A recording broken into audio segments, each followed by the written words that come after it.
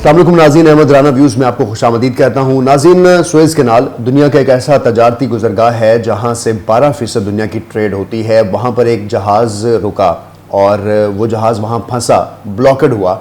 इस ब्लॉकेड की वजह क्या है और सुएज़ कैनाल की इंपॉर्टेंस क्या है, और ट्राइका यानी यूएस, इंडिया और इजराइल जो लॉबिस्ट हैं, ये दुनिया की जोग्राफ़ी और स्पेशली इस खित्ते की जोग्राफ़ी को क्यों बदलना चाहते हैं। सुएज़ कैनाल में जहाज़ का रुकना क्या दुनिया के लिए कोई मैसेज था, इस पर हम ये वीडियो बना रहे हैं और हम आपको इस वीडियो में बताएंगे कि बेसिकली सुएज़ कैनाल है क्या और इसकी इंपॉर्टेंस क्या है, और जो एक्चुअल वक़ुआ यहाँ पर हुआ इस जहाज़ के फंसने का, ये जहाज़ क्या है और इस जहाज़ में कौन लोग मौजूद थे, और आपको ये उसके बाद बताएंगे कि बेसिकली ये सारा प्लान क्यों किया गया और क्या न्यूक्लियर जो बॉम्ब्स हैं उनके इस्तेमाल करने के हवाले से जो एक लीक हुई थी यूनाइटेड स्टेट्स और इजराइल के दरमियान, उसका इसमें क्या असर रसूख है। इन सारी बातों पे हम ये वीडियो बनाएंगे। आपने हमारा चैनल सब्सक्राइब रखना है, बेल आइकन दबाए रखना है ताकि आपको हमारी वीडियोज़ और इन्फॉर्मेशन मिलती रहें। सबसे पहले बात कि सुएज़ कैनाल क्या है। नाज़रीन, सुएज़ कैनाल एक ऐसी कैनाल है जो कि बहरे अहमर, जिसको आप रेड सी कहते हैं। अगर आप दुनिया के नक्शे पर इस वक्त देखें, एक तरफ आपको पाकिस्तान, इंडिया, एशिया के ममालिक नज़र आ रहे हैं और दूसरी साइड पे आपको ये अफ्रीका और इससे ऊपर यूरोप नज़र आ रहा है। अफ्रीका, यूरोप एक साइड पे और सऊदी अरेबिया, पाकिस्तान, एशिया एक साइड पे। तो ये इनके दरमियान एक रेड सी है। ये वही सी है जिसकी रवायात मिलती हैं और जिसके बारे में कहा जाता है कि जो फ़िरौन है जब वो समंदर में गर्क हुआ था तो वो इसी ही रेड सी में गर्क हुआ था। ये नाज़रीन जो एक पट्टी ऊपर की तरफ जा रही है, ये पट्टी आप देख रहे हैं कि ये पट्टी रेड सी कहलाती है।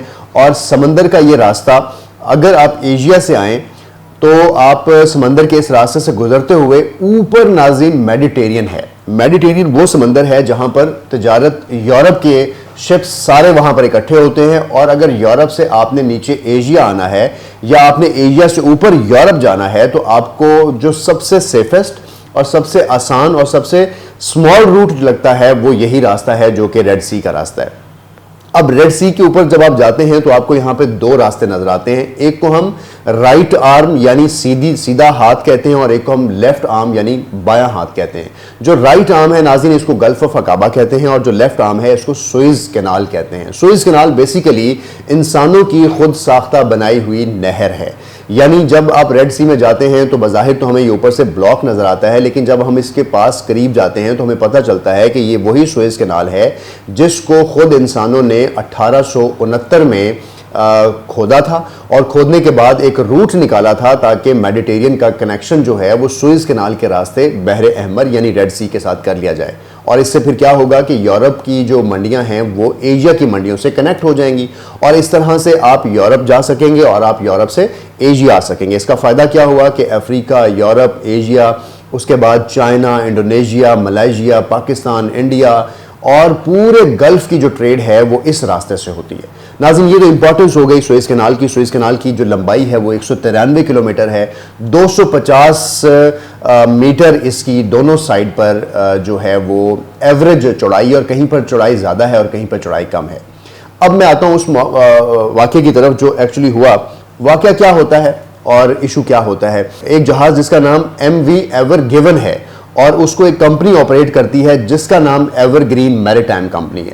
तो ये जो एवर गिवन जहाज़ है ये एक जापानीज़ जहाज़ है और इस जहाज़ को बहरी जहाज़ है जो कि समंदरों में चलता है और दुनिया के बड़े जहाज़ों में इसका शुमार है। इस जहाज़ के बारे में आपको मैं बताऊं कि ये जहाज़ 18,000 से लेकर 20,000 जो कंटेनर्स है अपने ऊपर रख सकता है और इसकी जो लंबाई है वो 400 मीटर लंबी और आगे से इसका जो चौड़ाई है, इसका जो आगे से मुंह है वो 60 मीटर चौड़ा है। यानी इतने बड़ा जहाज़ अगर आप ये सीधा रहे तो ठीक है क्योंकि 250 मीटर तो टोटल एवरेज चौड़ाई है सुएज़ कैनाल की। तो इस जहाज़ की जो लंबाई है वो 400 मीटर है। तो अगर ये नाज़रीन जहाज़ चलते चलते थोड़ा सा तिरछा हो जाए, इस तरह मेरे हाथ की तरह हो जाए, तो ये जहाज़ इस सुएज़ कैनाल को बंद कर सकता था। ये एक ऐसा जहाज़ था अगर वो अपनी समत थोड़ी सी लेफ्ट या राइट करता तो वो फंस जाता। तो नाज़रीन यही हुआ। इस जहाज़ का जो वज़न है वो 2 लाख टन है और 2 लाख टन वजनी जहाज़ के अंदर 25 इंडियंस जो हैं वो इसको ऑपरेट कर रहे थे। यानी वो जो ट्राइका की मैं बात कर रहा हूँ, जिसका जिक्र मैं आगे जाके वीडियो में आपको बड़ी ब्रीफली एक्सप्लेन करूँगा, इस जहाज़ को नाज़रीन ताइवान कंपनी चला रही है, ख़ुद इसको ऑपरेट कर रही है, और जो इसके अंदर अमला मौजूद है वो मोस्टली इंडियंस हैं जो कि 25 के करीब है। अब ये जो जहाज़ है 2 लाख टन वजनी, और कहा जाता है कि एक तूफ़ान आया और उस तूफ़ान के बाद इस जहाज़ का स्टीयरिंग जो है वो डिस्टर्ब हुआ और ये इस जहाज़ जाकर एक किनारे पर सुएज़ कैनाल के साथ लग गया, और लगने के बाद इस जहाज़ का जो मुंह है, जिसको बो कहते हैं, वो फंस गया, और उसको फिर निकालने के लिए कोई 14 जो टग शिप्स हैं वो आए, ड्रैगर्स आए, जिन्होंने खोद कर उसकी जगह को निकाला, और एक हफ्ते की तगदो के बाद इस जहाज़ को बिलाखिर वहाँ से आज़ाद करवा लिया गया और ये जहाज़ अपने जो है रास्ते पर रवाना हो गया। इस जहाज़ से ऊपर, यानी जब ये सुएज़ कैनाल का अगर हम आपको दोबारा से नक्शा दिखाएं तो इस जहाज़ से ऊपर एक जगह है जिसको ग्रेट बिटर लेक कहते हैं। ये वो मुकाम है जहाँ पर तमाम जहाज़ जो है वो रेस्ट करते हैं, रुकते हैं। तो तकरीबन 160 जहाज़, बहरी जहाज़ ऊपर फंसे रहे और कुछ नीचे फंसे रहे, और एवरेजली कहा जाता है कि सुएज़ कैनाल में पूरा साल, अगर हम आपको बात करें तो पूरा साल नाज़रीन 19,000 से 20,000 कंटेनर जो हैं वो पूरा साल गुजरते हैं। यानी एक महीने में 1600 जो बहरी जहाज़ हैं वो गुजरते हैं, और पूरे महीने में 19,000 से 20,000 बहरी जहाज़ गुजरते हैं। और एक बहरी जहाज़ पे मैं आपको पहले बता चुका हूँ कि जो इस तरह से बहरी जहाज़ हैं, एवर गिवन जैसे, इस तरह के बहरी जहाज़ के ऊपर कम अज़ कम जो आपका कंटेनर है वो 18,000 से ज़्यादा कंटेनर होते हैं, और इस जहाज़ पर 18,300 कंटेनर था। नाज़रीन, जब ये जहाज़ बंद हुआ, जब ये जहाज़ स्टक हुआ, तो इतने जहाज़ स्टक होने के बाद दुनिया के पास 2 ही ऑप्शंस थी। या तो वो अपने सारे जहाज़ों को, सारे कंटेनर्स को वहाँ से उठा लें और अपने भेजने वाले सामान को वाया हवाई जहाज़ भिजवाएं, या फिर केप ऑफ गुड होप, यानी इससे नीचे अगर आप आ जाएं और आपको ये नज़र आएगा अफ्रीका, यहाँ पर केप ऑफ गुड होप है, साउथ अफ्रीका। इस जगह से एक पूरा बड़ा चक्कर काटना पड़ेगा, यानी आपको शहर के बाईपास से गुजरना पड़ेगा, और उसके बाद फिर आपको यूरोप में जाना पड़ेगा। जो एवर गिवन जहाज़ है ये चाइना से नेदरलैंड का जो शहर है रोटरडैम, वहाँ जा रहा था। तो 3500 किलोमीटर का फासला इसको मज़ीद तय करना पड़ना था, और 2 हफ्तों का वक्त इसको मज़ीद दरकार होना था, और उससे चीज़ें महंगी भी होती हैं, और ज़ाहिर है ऐसी अशिया नहीं भेजी जा सकती जो पेरिशेबल गुड्स हैं, यानी जो जिनको ख़राब होने का खदशा है। इस लिहाज से सुएज़ कैनाल की इंपॉर्टेंस तो आपको समझ आ गई कि ये सुएज़ कैनाल एक बड़ी इंपॉर्टेंट जगह है जहाँ पर बहुत कम वक्त में आप एशिया और यूरोप की मंडियों तक रसाई हासिल रखते हैं, और बहुत सा यहाँ से ट्रेड हो रही है। इस सारी जगह पर जो इशू है वो हमारी वीडियो का तीसरा हिस्सा है, और वो ये कि जो इजराइल है वो इसके बिल्कुल सुएज़ कैनाल के जो गल्फ ऑफ अकाबा, यानी सुएज़ कैनाल अगर आप देखें तो ये गल्फ ऑफ अकाबा है, और इस गल्फ ऑफ अकाबा से ऊपर जो है बिल्कुल इजराइल है।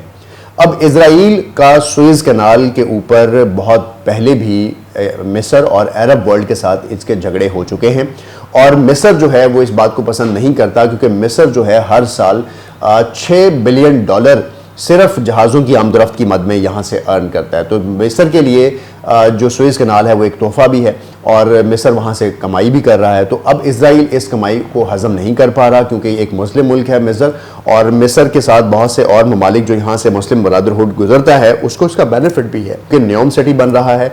अनफॉर्चुनेटली जॉर्डन, क्योंकि इजराइल के बिल्कुल साथ है, और उसके साथ सऊदी अरेबिया, ये ममालिक भी इजराइल के एक नए प्लान को सपोर्ट करते हैं जिसको इजराइल कैनाल प्रोजेक्ट कहा जाता है, जिसके और भी बड़े सारे नाम हैं। जैसे इसके बारे में ये बात भी कहा जा सकता है कि ये इजराइल बेन ग्योरियन प्रोजेक्ट का हिस्सा है, ये इजराइल 1 मिलियन प्लान का हिस्सा है, या इजराइल के एक्सपेंशनिस्ट प्लान का हिस्सा है। ये सारा गेम, ये गेम क्या है नाज़रीन?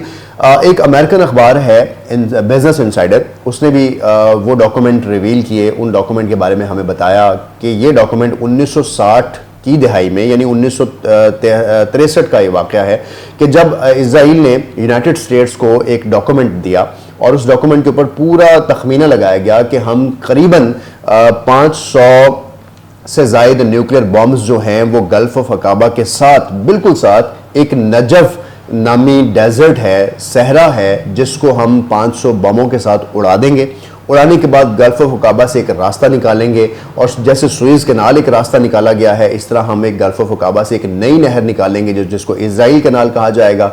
और अगर मुस्तकबिल करीब में या आगे या पीछे कभी भी अगर ये सुएज़ कैनाल का रास्ता हम बंद कर दें और पूरी दुनिया की ट्रैफिक इजराइल की तरफ से रवान दवा करें, तो इससे इजराइल को बहुत बेनिफिट होगा। ये डॉक्यूमेंट आप इस वक्त स्क्रीन पर देख रहे हैं। ना सिर्फ इस डॉक्यूमेंट के अंदर तमाम वो तखमीने लगाए गए कि कितने न्यूक्लियर बॉम्ब्स कहाँ मारे जाएंगे, क्या किया जाएगा, बल्कि इस डॉक्यूमेंट के अंदर वो नक्शा भी प्रोवाइड किया गया जहां से इस नहर को गुजारना है।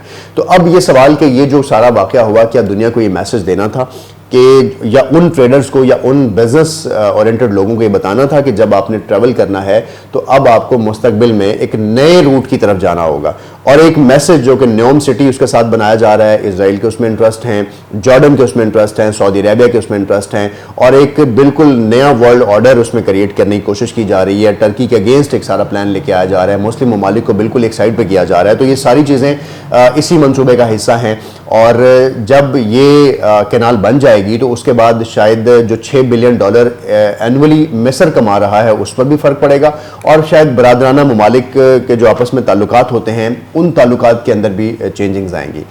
बहुत से जो एनवायरमेंटल एक्सपर्ट्स हैं वो इस पर अपनी राय देते हैं, और वो ये कहते हैं कि अगर यहाँ पर न्यूक्लियर बॉम्ब्स का इस्तेमाल किया गया तो गल्फ ऑफ अकाबा जो है और जो ये सहरा है और जो इसके इर्द गिर्द की जोग्राफ़ी है, ना सिर्फ वो चेंज होगी बल्कि उसके असरात जो हैं वो रेड सी यानी बहर अहमर पर भी पड़ेंगे, और उसके जो असरात हैं वो पूरे खत्ते पर मुरतब होंगे, जहाँ से उनका एग्रीकल्चर भी डिस्टर्ब होगा, सैलिनिटी यानी पानी के अंदर नमकियात बढ़ेंगी, और शायद एग्रीकल्चर जो है वो तमाम इलाकों का जो इसके साथ साथ लगते हैं, इसके जो असरात हैं वो पाकिस्तान, इंडिया तक और खत्ते तक और एशिया तक और इसके साथ साथ अफ्रीका तक भी जा सकते हैं।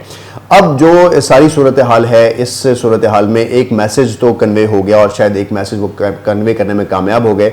जो इसके पीछे प्रॉक्सीज हैं वो ये कहती हैं कि जो गल्फ ऑफ सुएज़ के अंदर जो हादसा हुआ या जो शिप वहाँ पे फंसा, उस शिप में फंसने के बाद सिर्फ एक मैसेज था जो 4-5 दिन में लोगों को बहुत बेहतर तरीके से समझ आ गया कि अब हमें एक ऑल्टरनेटिव रूट की तरफ जाना है जो कि सिर्फ सुएज़ कैनाल नहीं हो सकता। सुएज़ कैनाल पर डिपेंडेंस नहीं रखी जा सकती। दुनिया का एक इतना बड़ा जहाज़ जिसकी लंबाई जो है वो 400 मीटर और चौड़ाई 60 मीटर है, उसको इस जगह पे क्यों भेजा गया? क्योंकि अगर आप सुएज़ कैनाल देखें तो ये हर जगह से 250 मीटर चौड़ी नहीं है, कहीं से ज़्यादा फुट भी ये चौड़ी है। और इसके जो ऊपर है, जैसे मैंने अभी आपको कहा कि ऊपर बेटर लेक है, तो बेटर लेक का एक खासा बड़ा एरिया है जहाँ पर सारे शिप्स जो हैं वो रेस्ट करते हैं।